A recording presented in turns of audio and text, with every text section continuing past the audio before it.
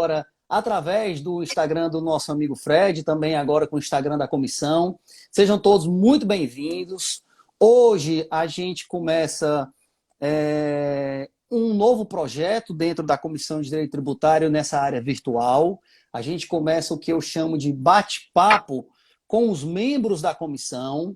Então, vocês que estão aí podendo acompanhar agora pelo Instagram do meu amigo Fred Albuquerque e pelo Instagram da Comissão de Direito Tributário, sejam muito bem-vindos, uma boa tarde, espero que esteja tudo em paz.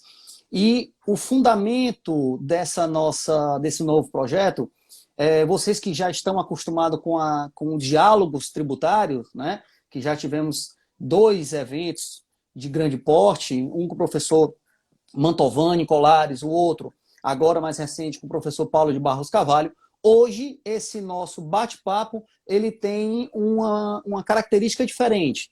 Lógico que nós vamos falar sobre o direito tributário, essa é a nossa razão de ser, esse é o nosso intuito principal. Você que está aí procurando conhecimento tributário, não tenha dúvida que você vai sair daqui com conhecimento tributário, mas esse também é um momento para a gente apresentar para todos vocês os membros que integram e que compõem a nossa Comissão de Direito Tributário. Já vejo aqui a presença de alguns membros da comissão, a Priscila, né, sempre presente. Vejo aqui também o Instagram do Consultoria, né, mandando um abraço também para todos que vão ingressando. Então, sejam todos bem-vindos. Uma saudação para todos os membros da Comissão de Direito Tributário. E hoje, como eu falei, a gente recebe o nosso membro tão proativo dentro da Comissão de Direito Tributário, meu amigo e colega Fred Albuquerque, que dentro da comissão coordena uma atividade importantíssima, que é a atividade da reforma tributária. Então, o Fred, que está à frente dessa coordenação, vai falar um pouco hoje sobre a sua experiência no direito tributário. Você, jovem advogado, você que nos assiste, vejo aqui um dos nossos baluartes da Comissão de Direito Tributário presente, meu amigo Fernando Falcão, professor Fernando Falcão. Seja muito bem-vindo, professor. Seja muito bem-vindo à nossa live. Então, hoje nós vamos bater um papo com o nosso colega Fred Albuquerque, que tem aí uma experiência. Eu não vou mais falar quanto tempo de experiência o Fred tem, porque da última vez que eu falei, ele me deu um caramba, porque eu disse que eu estava fazendo bullying, né? Chamando ele de velho. Então, dessa vez eu não falo, vou deixar para que ele fale.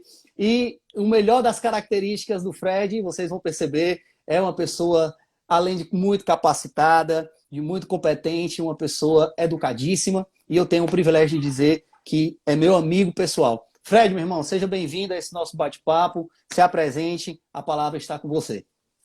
Muito obrigado, doutor Jefferson, me permita a formalidade antes de chamá-lo de amigo, mas eu preciso fazer um agradecimento aqui sincero pelo convite da comissão. É uma comissão da OAB das mais atuantes, que tem um dos melhores presidentes, e eu não falo isso pelo fato de sermos amigos, eu falo porque realmente tem sido a classe como um todo tem reconhecido na figura do Dr. Jefferson, uma pessoa que está trabalhando muito, né, pela renovação de lideranças, pela discussão de matérias tributárias de várias ordens, municipal, estadual, federal. Ele é muito generoso. O Dr. Jefferson é extremamente generoso em tudo que faz. Ele sabe cativar a jovem advocacia, sabe respeitar os mais antigos, né, Dr. Jefferson? Eu tenho 20 anos de advocacia, devo parecer ter 30, mas só tenho 20 por enquanto. E assim, fico muito feliz, Dr. Jefferson. Muito obrigado pelo convite. Nós temos aqui muitos outros advogados, na verdade a comissão toda, extremamente capacitada, os mais jovens, outros nem tanto, mas assim, todos imbuídos, a gente não vê nenhuma rusga dentro da comissão, de vaidade, nada do tipo. A gente, de fato, tem interesse em debater o direito tributário e encontrar soluções, especialmente nos tempos que estamos vivendo de grande complexidade. Fico muito feliz pelo convite e vamos dar início aqui, né, doutor Jefferson? Vamos sim.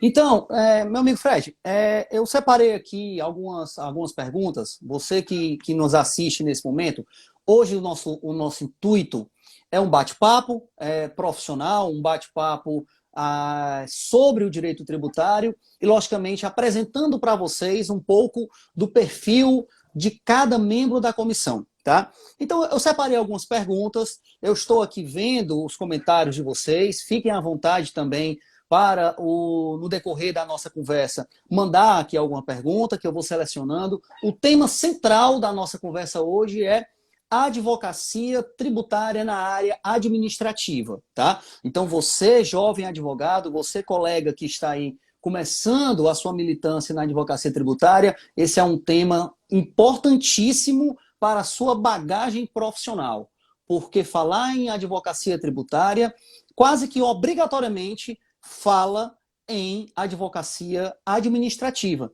E é importante que você tenha isso em mente, e hoje nós estamos trazendo o nosso amigo Fred para falar sobre esse tema. Fred que, além de toda a bagagem da advocacia, hoje integra o contencioso administrativo tributário, ele vai falar daqui a pouco, a classe que ele representa dentro do contencioso administrativo tributário, ele também representa essa mesma classe dentro do CONDECON, que também é um órgão da Secretaria da Fazenda. Então, você que pretende advogar ou advoga nessa área tributária, esse é um assunto importantíssimo para a sua bagagem profissional.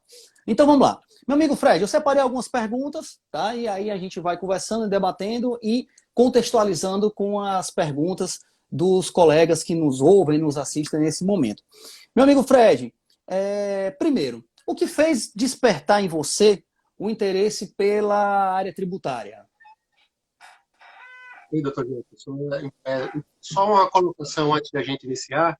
O nosso objetivo aqui é, além de discutir tudo isso que foi colocado, mas a gente sinalizar, focar, né, na perspectiva de que a jovem advocacia, especialmente a jovem advocacia, seja contemplada com tudo isso que a gente vai falar. Então, muito mais do que simplesmente conhecer a história e tudo mais, é para que a gente extraia o que eventualmente for positivo, especialmente para ajudar a jovem advocacia. Repete a pergunta, Jeff. O que é que me fez despertar? Na verdade, a vida acabou despertando naturalmente a advocacia tributária para mim, porque ainda estudante de Direito, isso no ano de 1998, milênio passado, eu tive a oportunidade de fazer, fiz alguns estágios antes, mas no último ano de Direito, antigamente a gente, lá, pelo menos na Federal lá de Alagoas, de onde eu sou egresso, eu sou alagoano, no último ano de Direito houve uma seleção para a Procuradoria Fiscal do INSS, uma seleção, né, para estágio. E era uma vaga, eu consegui essa vaga, e uma vez que entrei na Procuradoria Fiscal, aí eu posso dizer que a pessoa não consegue mais se descolar do direito tributário. Veio naturalmente, veio em razão desse estágio, ainda lá em Maceió, e como a experiência no último ano de Direito foi muito forte, era muito natural, e quando tendo me formado já no ano seguinte, tirar da minha OAB à época, foi o primeiro exame de ordem na época, 1999. Eu fiz o exame de ordem, tirei a OAB e foquei a minha parte acadêmica, especialmente a parte acadêmica e prática também, na vertente tributária. Perfeito, perfeito. Fred, você que é representante de entidade, né? É representante tanto junto ao CONAT como junto ao CONDECON, que são dois órgãos institucionais dentro da Secretaria da Fazenda. Então, isso parte do pressuposto que você já tem um network, já tem uma expertise categoria, que você daqui a pouco vai falar qual para poder ser indicado, né? Ou seja, isso já parte de uma certa bagagem, de confiança, de credibilidade para receber essa indicação, né? Podemos até usar o melhor sentido da palavra política. Então, isso representa uma política de presença e de ganho de confiança junto a uma entidade, que é a entidade me corrija, Fred, é a entidade dos transportadores, do transporte. Perfeito. Então, isso representa uma confiança, né? Isso não nasce da noite para o dia, você não ganha a confiança de uma entidade de classe da noite para o dia. E aí vem a minha segunda pergunta, que eu anotei aqui nas minhas anotações. Como a jovem advocacia, diante dessa mudança histórica e gigantesca pelo qual nós estamos e iremos passar, como a jovem advocacia, Fred, pode se inserir nesse mercado? Como é que você vê a jovem advocacia nessa nova modernidade, nesse novo normal após principalmente após essa pandemia? Deixa eu fazer uma contextualização de como é que ocorre, na verdade, a indicação, né, de pessoas para a composição do CONAT. É importante que a gente foque mais nele e no CONDECON também. O CONAT é o contencioso administrativo tributário. Sei que deve ter pessoas aqui, tem pessoas aqui que não são exatamente da área, que julga, é responsável por julgar os processos administrativos na área tributária. Então, a empresa que recebe um auto de infração, ela impugna o auto de infração e recorre, né, nas várias instâncias desse órgão que é o CONAT.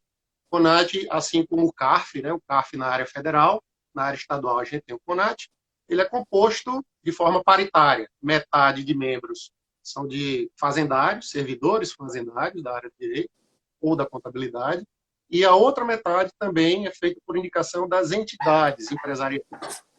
Temos a FIEC, temos a FCDL, temos a agricultura, temos o transporte, várias entidades que compõem, que representam a sociedade civil na questão econômica. E, como eu está já há algum tempo, a gente já vem fazendo um trabalho junto ao SETCAS.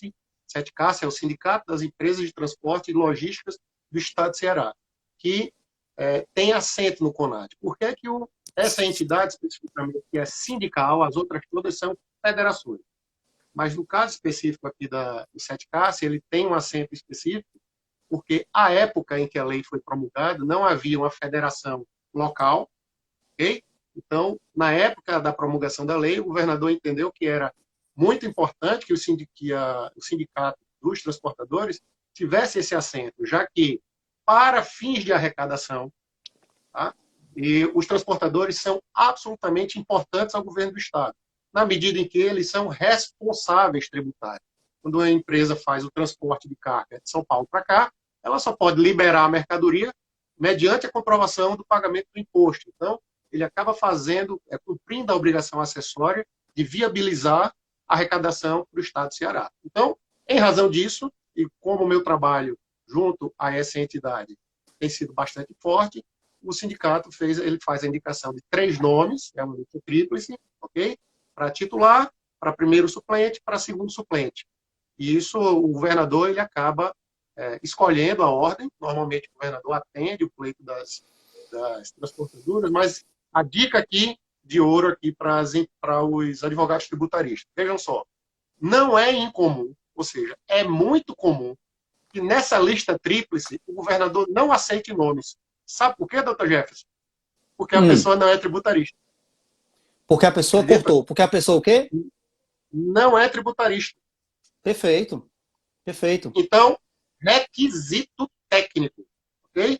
E quando as entidades vão fazer, né, a verificação do seu network, então, imagine, cada entidade tem o seu network de profissionais, advogados, né, ou não, que solicitam à entidade a indicação. É muito comum que de uma lista tríplice, 2 sejam negados, por exemplo, ou então 3 sejam negados, porque não são tributaristas. Então, a despeito de ser uma escolha que demanda uma movimentação política no sentido de não pedir politicamente, não existe pedido político dessa natureza, mas porque demanda uma aproximação com as entidades e para que a pessoa se justifique os fins que a levam até o CONAT, a querer estar no CONAT. Vamos usar a palavra política no bom sentido, né? Política no sentido de ganhar confiança, de ter o aspecto técnico, mas de ter o seu network, que é tão salutar para a advocacia tributária e para a advocacia como um todo, né? Mas é feita uma peneirada, na verdade, entre os profissionais e aqueles que não são tributaristas não passam. Então, eu já vi isso acontecer inúmeras vezes. Isso é muito comum a cada triênio, porque o mandato é 3 anos, ok? Os conselheiros são durante os 3 anos. Eu estou conselheiro durante esse triênio, estou no 2º ano, e pode ser renovado mais uma vez, passando pelo mesmo critério de verificação de lista tríplice. Então, o órgão ele tem um trabalho, doutor Jefferson, tão assim, relevante de cuidado, de querer ter pessoas tributaristas, que essa peneira vai para o governador já peneirado, pelas próprias pelos próprios profissionais que compõem, eles fazem essa verificação linha a linha.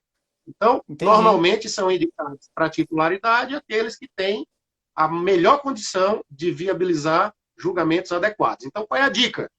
Qual é a dica? Sejamos tributaristas. Porque muitas vezes a gente se diz tributarista porque gosta do direito tributário e estuda, mas, por exemplo, não tem uma especialização. Entendeu? Ou tem uma especialização, Perfeito. digamos, em processo civil. A pessoa faz uma especialização em direito processual civil. Importantíssimo. Se o seu nome for para a lista, com três especializações, uma em direito imobiliário, uma em direito civil e uma em direito processual civil, seu nome não vai ser aceito. Por quê? Porque, a despeito de você se proclamar tributarista, a entidade, que é o órgão, entende que não há requisitos formais que demonstrem isso. Então, a dica para quem é jovem tributarista: primeira coisa, especialização. Precisamos passar inicialmente pela especialização. No meu caso, tinha me formado em 99, em 98, 99 eu tirei a OAB, em 2000 eu comecei a minha especialização, um ano depois já pela Unifor. Concluí em 2000, né? Comecei em 2000, 2001, concluí a minha especialização. Então, primeiro Excelente. requisito, doutor, que a gente deve ter em mente é o requisito acadêmico. Não dá para querer fazer direito tributário sem pensar na academia. É isso que eu quero chamar a atenção. Nós tivemos aqui uma presença sensacional semana passada do professor Paulo de Barros Carvalho. Carvalho, um dos maiores tributaristas da história do Brasil, e eu tive a honra de assistir essa live dele com você, inclusive. Foi muito, muito interessante o debate dele. Estava no interior de São Paulo, mas mesmo assim, com bastante humildade, veio até a primeira vez na história que isso acontece. Por isso que eu faço questão de dizer claramente aqui que o Dr. Jefferson vai atrás desse tipo de coisa para viabilizar acessos da jovem advocacia. Então, veja, a questão acadêmica é absolutamente necessária para que se pense nessa perspectiva de, não, eu quero ser conselheiro aqui do CARF, ou né, do órgão municipal, né, que faz dos recursos administrativos na área municipal. Todos esses vão demandar esse tipo de coisa. E, para além disso, para além do requisito formal, nós temos o requisito de conteúdo, porque se a gente não tem como debater direito tributário só na prática, é impossível. É impossível a gente sentar com uma pessoa que não sabe a diferença de fato gerador para hipótese de incidência. Na lata a pessoa tem que saber isso, e é uma coisa tão tola, né? Tão simples, Fred, mas que a gente no dia a dia não se questiona. Diga lá. só um parênteses para aproveitar essa sua colocação. Os colegas sabem, né, que também, além de advogado, eu exerço também a função de procurador do Estado, também sou procurador do Estado, e mesmo na procuradoria, os colegas que representam a procuradoria dentro do CONAT, né, são colegas eminentemente tributaristas. Então é importante, pegando o gancho aqui do meu amigo Fred, então você, jovem advogado que nos assiste, que pretende fazer carreira na área tributária, mesmo dentro das vagas destinadas à procuradoria no CONAT, os colegas que lá estão, né, são da Procuradoria Fiscal. Atualmente, nós temos um colega que não está lotado na Procuradoria Fiscal, que é um grande amigo meu, Rafael Lessa, mas que o Rafael, ele veio da Cefaz, ele é um ex-fazendário, ex-auditor. Então, antes de passar no concurso da Procuradoria do Estado, ele era auditor da Cefaz. Então, veja a bagagem que o colega tem para poder representar a Procuradoria dentro de um órgão do próprio Estado. Então, não é porque é um órgão do Estado que vai ser qualquer procurador, quando eu digo qualquer no sentido mais respeitoso da palavra, que não tenha uma aptidão tributarista. Por quê? E aí vai um detalhe importante para você que nos assiste. Porque o nível de debate dentro do CONAT, pessoal, ele não é aqui, ó. Não sei se vocês conseguem ver minha mão. O nível de debate é aqui, ó. É lá em cima. Então, é um nível de debate tributário na essência da palavra. Então, só para finalizar essa passagem do meu amigo Fred, academia, estudo, a preparação, a bagagem mesmo para uma das áreas, se não a área que exige um maior conhecimento mesmo nessa área, tributária, tá? Fred, por gentileza, só um parênteses aí, fechando parênteses. Pode continuar. É isso. Então, para focar nessa questão acadêmica, tem que focar. A gente vê muitos recursos lá e a pessoa teria até condição de verticalizar o assunto, e é muito importante que se diga, doutor Jefferson, que por que que, corretamente, você falou aí do doutor Rafael Lessa, que é, inclusive, da minha Câmara, certo? É amigo, pessoa fantástica, muito ético, extremamente gabaritado, extremamente respeitador, extremamente conhecedor do direito tributário. Imagine, eu não vou citar nomes aqui, mas nós temos grandes tributaristas que fazem grandes sustentações orais. Okay? Então, falando, o nosso tema é advocacia, a despeito de eu não estar podendo advogar nessa área, até porque eu tenho impedimento formal e não advogo nessa É área. importante até você explicar, Fred, é importante até você explicar para o jovem advogado por que você não pode, enquanto membro do CONAT, por que você não pode advogar nessa área? É importante você explicar. Isso. Então, aqui, inclusive, aqui acabou de colocar um comentário aqui. Doutor, meu amigo e doutor Fernando Falcão, possivelmente o advogado que melhor conhece direito administrativo e tributário estadual do Estado de Ceará. Por quê? Pelo volume de causas que, historicamente, ele tem. Então, ele tem muito conhecimento prático. Está fazendo concluindo mestrado, né, doutor Fernando? Agora, é professor também de cursos de pós-graduação. É meu colega da Quarta Câmara, é um dos que mais produzem e que tem um trabalho fantástico lá dentro. Veja. E membro da nossa comissão. Membro da comissão, membro, consultor da nossa comissão, muito atuante. Mas veja, doutor Fernando Falcão, quando ingressou na mesma condição, eu não sei qual é a entidade que o doutor Fernando representa, eu não tenho aqui de cabeça porque são várias. Mas no momento em que ele ingressou junto comigo, nesse triênio, ele automaticamente tem que pedir revogação de poderes em todos os processos em que esteja. Por quê? Porque é um impedimento legal, não faz o menor sentido de que nenhum dos conselheiros advogados, somos vários conselheiros fantásticos, todos são muito, muito legais e muito competentes, mas todos renunciaram aos poderes, porque é altamente antiético e duvidoso até que uma pessoa queira advogar ser conselheiro, faz sentido. Então, tem que renunciar formalmente aos poderes. Um abraço também para você, doutor Fernando.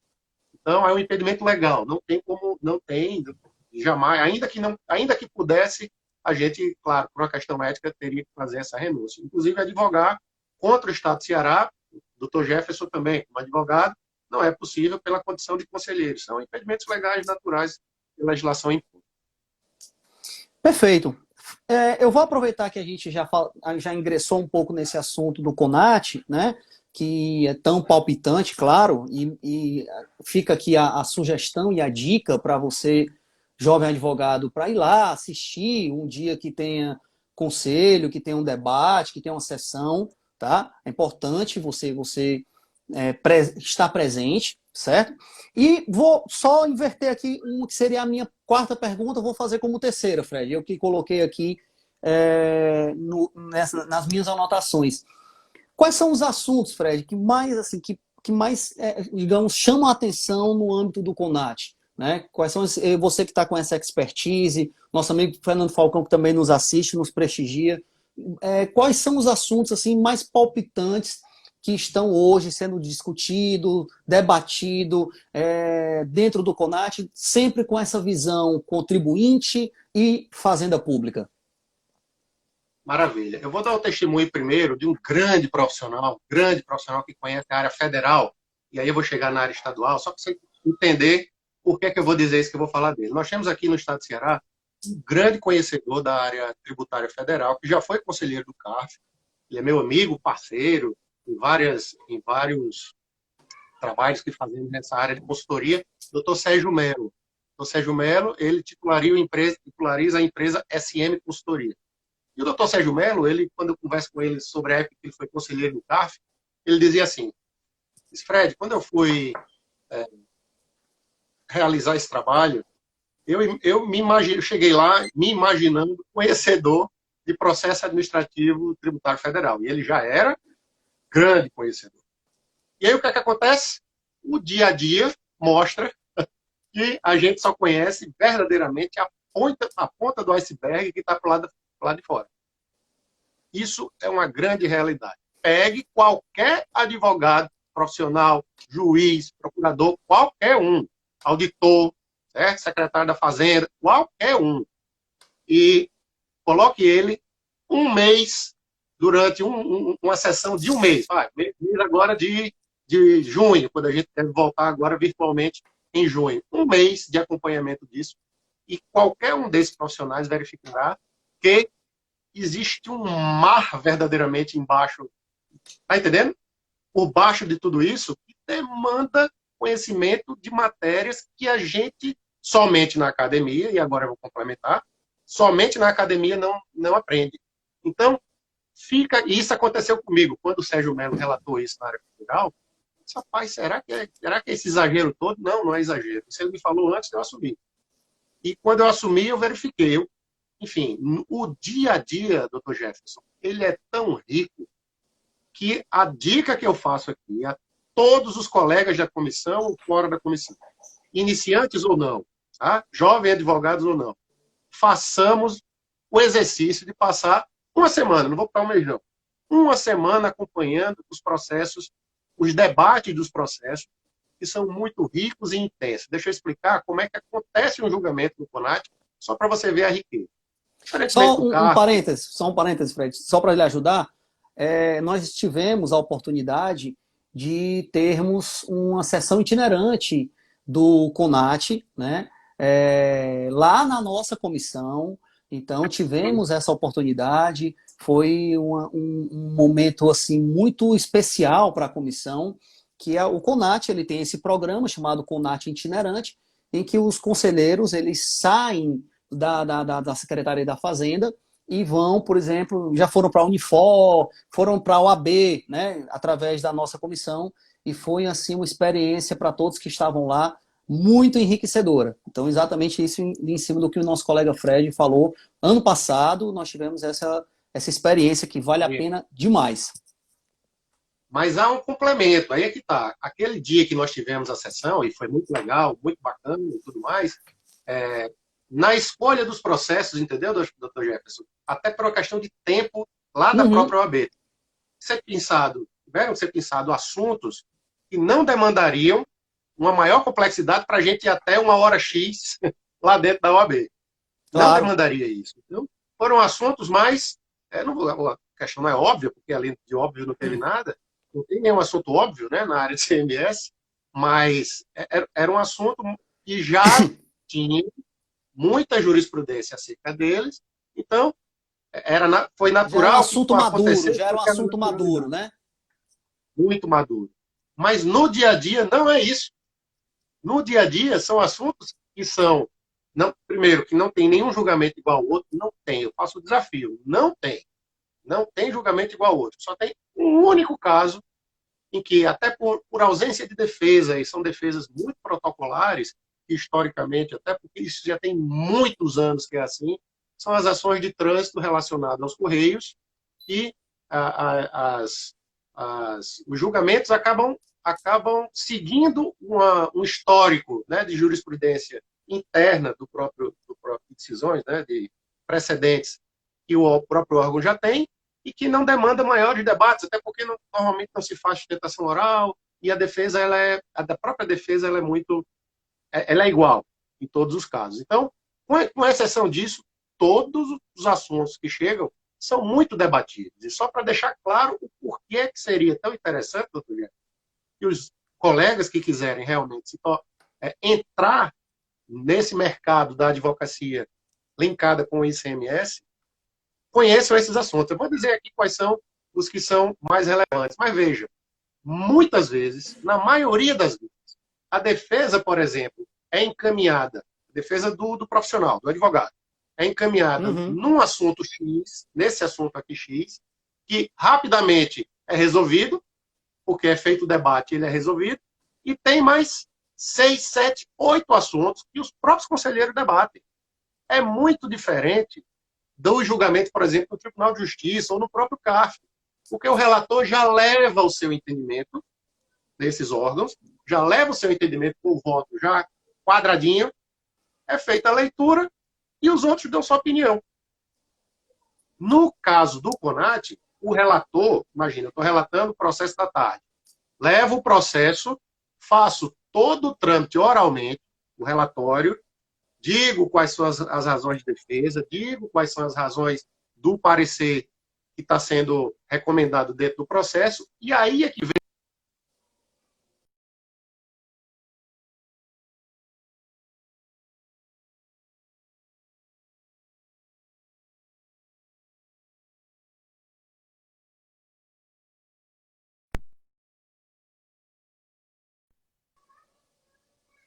Oi, voltou, Jefferson. Está me ouvindo, Jefferson?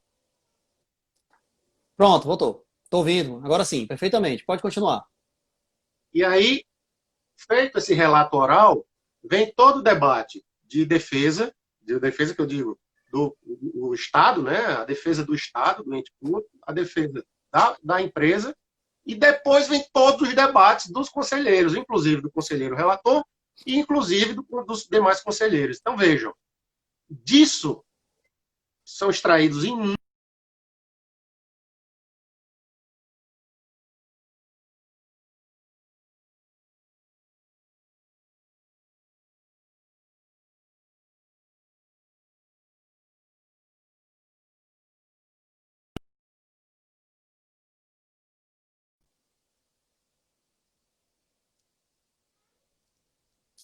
Oi, Jefferson, voltou agora? Voltou. Eu não sei até onde eu fui ouvido. Você pode dizer aí? No debate dos relatores, que cada um tem a sua tese, não é uma Dos votação. relatores, isso, dos relatores e dos conselheiros. Então, normalmente, um processo que, em tese, é simples, os conselheiros colocam na mesa os assuntos, os vários assuntos, vários e vários assuntos, são todos esgotados, espremidos, e depois desse debate, aí a gente vai votar. São colhidos os votos, isso é registrado em ata, o resultado do julgamento, e o conselheiro tem um mês para entregar, tem um mês. Só um minutinho, Arthurzinho, estou ocupado. Tem um mês para entregar o voto baseado naquilo que foi discutido e naquilo que foi registrado Debatido. na ata. Então, veja, é como a reunião nossa de guardar as proporções, é como a reunião nossa lá na comissão. A gente debate, esgota tudo, e depois registra aquilo ali numa ata que fica como resultado de julgamento. Então, não existe engessamento dos debates. Isso é muito raro no Brasil. Aqui no Ceará, os advogados são, e eu estou respondendo a pergunta que foi feita, qual é o cenário da advocacia nessa área administrativa aqui do Estado do Ceará? É muito fértil, pessoal. Extremamente fértil. Tivemos recentemente um grande debate, a comissão teve à frente desse debate, no que diz respeito à ordem das defesas, né? Historicamente, pela lei anterior, a Procuradoria poderia solicitar que o contribuinte falasse antes para depois ela falar. Houve uma grande movimentação da advocacia questionando isso, e olha que eu estou falando que isso é uma solução de muitos anos. Sempre foi assim no CONAT. E agora não mais. Agora existe o debate na ordem, recentemente fixado, no ano passado, de uma nova lei, que modificou isso. Então nós temos a perspectiva de, em conhecendo os critérios acadêmicos, né, os critérios jurídicos, que podem ensejar uma boa defesa, existe grande perspectiva da advocacia fazer muito, verticalizar o debate e conseguir resultados, claro, naquilo que for da opinião da maioria que participar daquele julgamento. Entendeu, doutor Jefferson? Agora, veja. Um detalhe, Fred, só para contribuir também, eu que, por impedimento, não advogo na área estadual, né? Como o colega já adiantou, mas advogo muito no CARF, na área federal, na parte tributária, que ter guardado as devidas proporções, ter o mesmo raciocínio, a mesma finalidade. E para o colega advogado que nos assiste, essa é uma dica fundamental, que é a questão, que eu costumo dizer, do tempo de hora trabalhado pelo tempo de hora recebido. O que é que significa isso? Você, colega advogado que nos assiste, se você parar para analisar o tempo que você vai ter que gastar para receber os seus honorários na esfera judicial, é infinitamente maior do que o tempo que você vai ter que gastar para receber, não os mesmos honorários, mas enfim, os seus honorários na esfera administrativa. E aí vem um detalhe importante, meu amigo Fred, que a gente não aprende na faculdade. Quando você começa a ter uma noção exata de receitas e despesas do seu escritório, porque o escritório é uma empresa, o escritório tem que dar lucro. Não é essa a única finalidade do escritório, mas ele tem que dar lucro também. Se você começa a analisar o tempo que você gasta para ter o resultado quando você ingressa com a ação judicial, é infinitamente maior do que o tempo que você gasta com a esfera administrativa. Então vejam, colegas, que advogar na esfera administrativa, além de toda a riqueza de debate, tem um aspecto muito prático e financeiro, meu amigo Fred, que é o retorno. Para além disso, isso é colocado, quem melhor debate esse assunto é o próprio doutor Rafael, tá? Procurador da Quarta Câmara. Ele diz isso, já disse, e eu nunca tinha parado eu mesmo nunca tinha feito essa conta. E eu vou dar a conta aqui para vocês, até para que sirva de argumento técnico, olha só, argumento técnico, para que quando forem debater com clientes sobre a perspectiva de fazer ou não um recurso administrativo, para que vocês identifiquem o quão importante é recorrer e o quanto a empresa pode beneficiar, entre aspas, com isso, né? Se seguir a estratégia certa. Veja, doutor Jefferson, toda parte de perícia que for solicitada pelos conselheiros, e normalmente são os conselheiros que solicitam, normalmente, historicamente, esses debates são tão intensos que surgem dúvidas, e aqui eu mandando um abraço aqui para o doutor Osmar Celestino, nosso colega de comissão e nosso colega também, conselheiro lá, com seus votos brilhantes, nos ajude, sua participação, doutor Osmar. Nosso secretário-geral adjunto, só para deixar registrado, o Osmar Celestino, aqui coordenando uma das importantes atribuições da comissão, que é a questão do livro que nós iremos lançar, meu amigo Osmar, presente. E também só para registrar, Fred, a presença de uma grande advogada atuante na área tributária, que já está com a sua inscrição da comissão já engatilhada, para quando a gente voltar. Doutora Débora Teixeira, já vejo aqui também a presença dela. Então, só para fazer menção. E eu peguei aqui o papel, pessoal, porque, apesar de toda a tecnologia, eu estou com o computador ligado, eu ainda sou um pouco à moda antiga. Eu ainda gosto de anotar os pontos para poder depois tanto fazer as minhas perguntas, quanto também fazer umas perguntas que eu já vejo aqui. A doutora Mirela Maria Gomes fez uma pergunta, doutor Fred. Eu vou anotar que é a questão se existe prazos administrativos quando ela fala para vocês do conselho, eu imagino que seja para os conselheiros. Pronto. Respondendo, existe. Se com 30 dias daquele debate você não levar o voto, você fica impedido de atuar no CONAT. Simples assim. Mais ou menos Fred, só repete, porque cortou um pouco a tua resposta. Uma regra de degola temporária, de suspensão temporária do seu mandato. Se, após aquele debate, então imagine hoje, se esse debate aqui fosse hoje, teria 30 dias para, sendo a minha pessoa o voto condutor, né, o conselheiro relator, meu voto vencedor, eu tenho 30 dias para apresentar o relatório, o voto e a ementa e ler isso em sessão, sob pena do meu mandato ficar suspenso enquanto eu não apresentar o voto. Vejam vocês, colegas advogados, agora falando um pouquinho aqui da nossa realidade. Se a gente tivesse, e tenho muitos amigos juízes, tenho muitos amigos, mas vejam vocês se a gente tivesse um prazo, não vou dizer de 30 dias, mas tivesse um prazo peremptório como esse para a magistratura. Eu sei, é claro, fazendo todas as ressalvas. Eu sei que nós temos, mas é um prazo impróprio, né, Fred? Tem, não é cumprido, é diferente. Vamos falar que é um prazo impróprio, porque no seu caso, no caso dos conselheiros, não levando o voto dentro desse prazo de 30 dias, por ser um prazo próprio, ele é peremptório. E por ser peremptório, ele tem sanção. A meu ver, e aí não é uma crítica aos juízes, mas é uma crítica ao CPC, um prazo impróprio é mesmo que não dê prazo. A verdade é essa. Porque por ser impróprio, ele não é peremptório. E por não ser peremptório, ele não traz sanção. E por não trazer sanção, ele não tem eficácia. Diferente dos conselheiros do CONAT, né? Como você muito bem falou. Sim. Então, só para complementar aqui a informação. Então, eu acho que está respondido aí para a doutora Mirela. E aqui eu falei do Osmar, eu perdi o raciocínio aqui Você estava falando de onde nós exatamente estamos. da questão dos conselheiros, dos votos, né? E da riqueza de debates, que não há uma Então, vinculação a veja, um tema específico. pronto. Como a gente, a partir desse mês agora de junho, nós teremos as sessões virtuais, fica aqui como convite, doutor Jefferson, para que os colegas acompanhem e produzam. É o que eu gostaria de espremer da reunião, dessa nossa reunião, para fazer com que a jovem advocacia chegue nas empresas. Por quê? Deixa eu explicar. Quando você faz aquelas pesquisa de mercado sobre advocacia, está me ouvindo, doutor Jefferson? Estou Ah, tá, ouvindo né? Pronto. perfeitamente. Quando você leu aquelas pesquisas da análise editorial, e, enfim, com as grandes companhias, as grandes empresas, né? Porque aquela análise toda é feita com as 500 maiores empresas, setor de transporte, bebidas e por aí vai. Deixa eu perguntar aqui, doutor Jefferson, fazer uma pegadinha.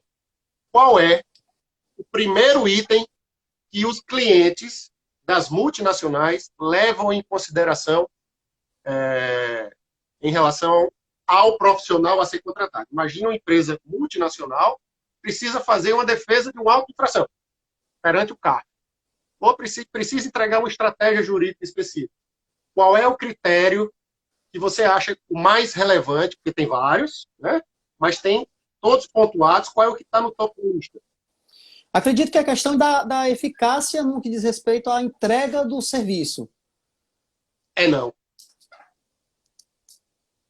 E Porque qual seria? isso não tem como ser mensurado. O tempo, né? O tempo de prestação de serviço Ele não já tem, vai né? ter que ser um advogado, o advogado já vai ter que ter prestado serviço para ele. Imagina que é a primeira vez, o cara não, ele não se Ah, conhece. a quantidade de processos junto ao setor administrativo?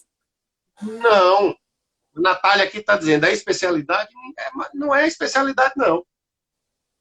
O critério que as empresas levam em consideração é o nome, é como aquele nome chega nas empresas. É o seu. Veja, quando você produz um artigo científico e esse artigo circula Certo. perante as empresas, isso gera uma impressão. Pronto. O nome é Uhum. esse. É a impressão que a sua advocacia gera no mercado. Então, experiência na questão em si. Temos várias pessoas que têm experiência na questão em si, mas que não são contratadas. No caso aqui do Estado de Ceará, deixa eu dar um exemplo aqui, porque o nosso tempo, a live daqui a pouco vai cair. Passa no instante, né? Uma hora, uma hora. Então, eu vou correr aqui. Aqui no Estado, doutor Jefferson, você sabe quais são os escritórios que têm feito defesas administrativas perante o CONAT? Eu vou botar aqui 85%. É um número do que eu vejo, tá? É uma fotografia aérea do que eu vejo lá. Quais são os escritórios? São grandes escritórios de fora do estado. A verdade, Os medalhões infelizmente, de fora. de fora Os do estado. medalhões de fora. Nós temos medalhões dentro. Mas Temos. ainda assim, os medalhões daqui de dentro, os grandes escritórios daqui de dentro, perderam grande capacidade de realizar defesas perante. E olha que eu estou falando de toda tipo de empresa, da multinacional a não multinacional. Certo? É claro que as grandes empresas têm recorrido mais. Mas por que as médias empresas, eu não vou botar a pequena, mas as médias empresas não têm se valido? E aqui, lembrei aqui da questão da efetividade. Eu estava falando do doutor Osmar Celestino, antes de ter feito a minha intervenção aqui. Para além da questão dos honorários, doutor Jefferson, levem em consideração e coloquem isso nas negociações de vocês. O processo administrativo, ele gera um monte de custo que a empresa não tem perante o CONAT, se eu, como relator, ou o conselheiro não relator, se eu solicitar uma perícia. Se eu solicitar a perícia, a empresa não paga nada. Quem paga, porque existe uma taxa, né? Um tributo que se paga pela realização de uma perícia. Certo? E é caro. Então, isso é levado em consideração na hora da composição do custo? Claro que é levado em Claro. consideração. O tipo de demanda daquilo ali está, e dos bloqueios que eventualmente venham uma certidão, de uma certidão de débito vai gerar no processo, numa execução fiscal, tudo isso tem que ser levado em consideração e as empresas não levam nada disso em consideração. Um Então, detalhe o custo interessante, Perfeito. Perfeito, é exatamente em cima disso, da questão do custo. Eu ia só dar um exemplo, mas conclua. Custo advocatício e o custo operacional. Porque o custo operacional de um processo administrativo, mesmo pagando as taxas para recorrer, ainda assim é muito, muito, muito, muito infinitamente menor, especialmente pelas taxas judiciárias que nós temos hoje no estado do Ceará, acaba compensando uma coisa pela outra. Então, a minha recomendação para a jovem advocacia, estou falando mais diretamente para ela agora, tá, doutor Jefferson? Porque eu Perfeito. sei que temos vários aqui. Questão acadêmica, já bati bastante nela. Segundo, acompanhar para conhecer. E uma vez que se acompanhe para conhecer, tem uma teoria, eu vi isso num grupo de trabalho social que eu tenho, aí as pessoas refletindo, e eu acho que vale também para essa questão da produção aqui acadêmica. Veja, Jefferson, por que as pessoas gostam tanto de ter um carro? Tem gente que não tem onde morar, mas quer ter um carro zero. Por quê? Aí uma vez uma pessoa me disse isso e eu fiquei martelando. Disse, é verdade. Ele disse, porque o carro chega antes. O carro E, chega antes de você. e especificamente na nossa sociedade cearense, e isso não sou eu que estou dizendo, isso tem uma pesquisa, a sociedade cearense é uma das sociedades pelo PIB que tem o maior número de carros importados. Vamos importar, Pelo proporcionalmente. É PIB. verdade. Mas por quê? Proporcionalmente, chega a ser superior a São Paulo, em proporção. Em proporção. Proporção, é verdade. Mas por que as pessoas querem? Além da questão do conforto todo, lembra da impressão? É a impressão que você causa através do Perfeito. carro. A pergunta que eu faço a todo mundo que está na live ou que depois eventualmente venha ver. Qual é a impressão que a sua jovem advocacia está causando nas empresas? Perfeito. E aí, Fred, Porque né, se a resposta... me Pode permita, falar. só nesse parênteses que você colocou, e eu acho fundamental para os colegas que estão assistindo, eu até falei sobre isso numa aula magna que foi proferida agora na Unifor, e lá no debate nós chegamos a 3 pontos no que diz respeito à jovem advocacia tributária de áreas que eu chamo áreas correlatas. Porque o conhecimento da advocacia, isso que a gente está debatendo, já desde o começo da live, o conhecimento mediante especialização, mediante se aprofundar na área tributária é fundamental. Mas eu considero que existem 3 áreas que o advogado tributarista ele precisa eminentemente conhecer. Primeiro, a parte mínima de contabilidade. Conhecer minimamente a área contábil, tá? A questão da economia. Se atualizar com o aspecto econômico, principalmente agora, após a pandemia, ter um pouco de noção de economia para debater com o seu cliente, né? Para saber mais ou menos, até para assessorar o cliente para onde é que ele vai caminhar agora após a pandemia. E o terceiro é exatamente isso que nós estamos fazendo agora. Se aponderar o mais rápido possível da tecnologia. Então, dentro dessa expertise, eu considero essas 3 áreas para a jovem advocacia vital. Economia, contabilidade e tecnologia. E eu tenho uma que é mais importante do que essas 3. Você precisa chegar no cliente. E como é que você Perfeito. chega no cliente? Aí eu vou dar uma dica. Né? Pode ser pelo carro que você tem, mas as pessoas não vão ver seu carro. Isso é irrelevante. Isso é irrelevante. Como é que se chega no cliente, pessoal? Se chega no cliente, para quem é jovem advogado, especialmente, através de demonstrações de que você entende o assunto. Vou dar 5, Jefferson. 5 sugestões, porque o nosso tempo está bem curtinho. 5 sugestões para que fica como desafio. Vou colocar como desafio, certo? As pessoas que eu tenho desafiado, no bom sentido, elas têm mostrado resultado. Doutora Rita Gadelha. Rita Gadelha, numa reunião da nossa reunião ordinária, eu coloquei o assunto, 2 dias depois ela estava com o artigo publicado. Tem 5 artigos, 5 assuntos que podem ser acompanhados, fazer isso que eu acabei de dizer, acompanhados, mas nós temos tudo isso já degustado, já pronto. No site da Cefaz, entre lá, cefaz.ce.gov.br, vai lá em serviços, depois de serviço você vai em contencioso, que é o CONAT, né? Contencioso, e tem lá jurisprudências, resoluções. Está tudo lá, por ano, por Câmara. Se quiser olhar da 4ª Câmara, que é que eu trabalho, está lá, 4ª Câmara, 3ª Câmara, 2ª. Por Toda a matéria, produção né, do ano Fred? passado. Dividido por matéria, né? Matéria, eu quero falar, são os 5 itens. Vamos lá. Prescrição e decadência. Isso pode parecer uma tolice, mas é um dos assuntos mais debatidos e incompreendidos dentro de qualquer órgão fazendário. Porque é um Quem dos é que assuntos dá mais condição? difíceis, Fred. É um dos assuntos mais complexos. Quando se aplica a quinquenária, quando se aplica a hexagenário, vamos dizer assim, né, um ano a mais, Sim. né, 183 ou 150, parágrafo 4º do CTN. Quando se aplica, leve em consideração a súmula 555 e todas as suas confusões que tem dentro dela, ok? E publiquem um artigo mostrando qual é o prazo de prescrição, ok? Do crédito tributário, na prática. Desafio que eu faço. Assistam e vocês vão ver os debates. Exemplo, o contribuinte declarou determinada omissão de tributos e não pagou. Ele não pagou, ele declara e não paga. Qual é o prazo? É de 5 ou é de 6? Não vou entrar aqui porque a gente tem pouco tempo. Mas se ele pagar R$1, tem conselheiro que entende isso, eu respeito. Se ele paga, imagina, ele tem um débito naquele mês de R$2 milhões. Isso está contabilizado, aquele débito. E ele, ao invés de pagar esses 2 milhões, ele paga 1. Então, como existe a homologação desse 1, na opinião de alguns, esse 1 foi homologado pela omissão do Estado, o Estado passa 5 anos e não faz nada. Então, como houve R$1 de declaração, ok? Então, foi todo homologado em 5 anos. Olha que entendimento. Isso tem conselheiros que entendem isso. E qual Só é um o detalhe, critério? Vamos... né? É a questão se vem ou não o dolo, se existe ou não o dolo nessa homologação, que aí já também é outro debate, porque já vai para o parágrafo 4º do 173, né? Então, é importantíssimo isso que o colega Fred está falando, porque você demonstrando que não houve dolo, o prazo vai ser 1.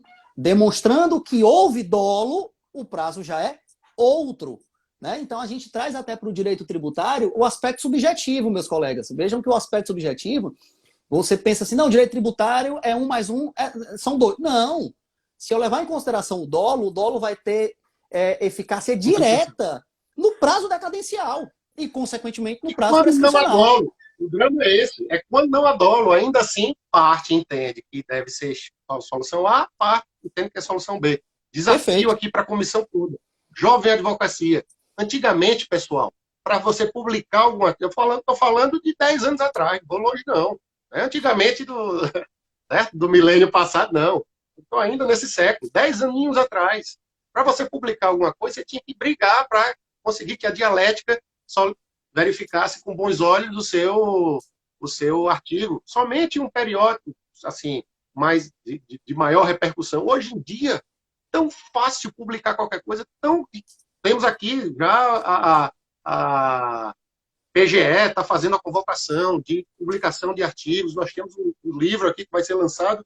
Produzam, meus irmãos.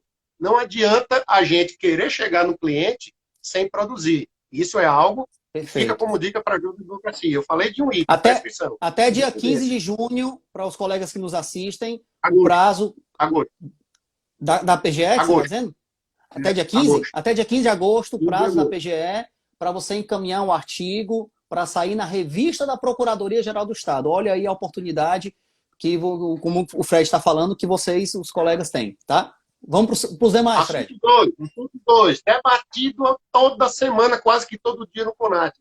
Zero produção, eu vi aqui no Estado do Ceará. Zero produção de artigos sobre esse tema. Eu, pelo menos, não vi sobre esse tema. Veja, a Lei 12.670, que determina quais são as penalidades para descumprimento de obrigação principal ou acessória, ok? Por força das mudanças legislativas, e como hoje em dia é tudo eletrônico, então nós temos 2 artigos pretensamente conflitantes. A meu ver, sim, são conflitantes e falam a mesma coisa. Está lá no artigo 123, 3G e 123, 8L. No 3G, o tipo infracional fala em falta de escrituração. Falta de escrituração, certo? E no 8L, falta de omissão de informações em arquivos magnéticos. Então, veja. São 2 coisas distintas. Quando você deixa... São, em tese, coisas distintas. Mas quando você deixa de escriturar, quando você deixa de escriturar determinada nota, ok? Isso é uma penalidade mais pesada, falta de escrituração. Lá no 8L, diz assim, omitir informações em arquivos magnéticos. Como as notas hoje são em arquivos eletrônicos. Né? Como as notas todos hoje eletrônicos. são eletrônicas, então é a mesma coisa. Isso gerou um debate. E, ano passado, e isso está sendo objeto de súmula, inclusive, qual é o critério para se aplicar o 123.8L ou 123.3G da Lei 12.670. Publiquem sobre esse artigo. Isso é o assunto que mais empresa recorre. São os assuntos mais batidos. Pronto, o assunto mais batido é esse. Mais batido é esse. E que tem muita divergência ainda internamente. E tem empresa que não recorre disso, Jefferson. Tem empresa que não, porque não sabe. Tem contador que não sabe. Então, você precisa chegar nas empresas. Como é que você chega na empresa? Publicando artigos vários sobre esses assuntos que eu estou colocando. Prescrição, ok? 123.8L 3G da Lei 2.670. Estou dando as dicas. Terceiro, dever de fundamentar decisões e fundamentação inadequada. Olha só, fundamentação inadequada do auto. Veja, determinado auditor fiscal, ele autua a empresa e, ao autuar a empresa, ele deixa determinadas omissões no auto de infração. Ele é, de fato, omisso. O auto de infração por assunto, por aspecto A, B, C ou D, enfim, depende do auto de infração, ok? Aí a empresa contrata escritórios bacanas de advocacia.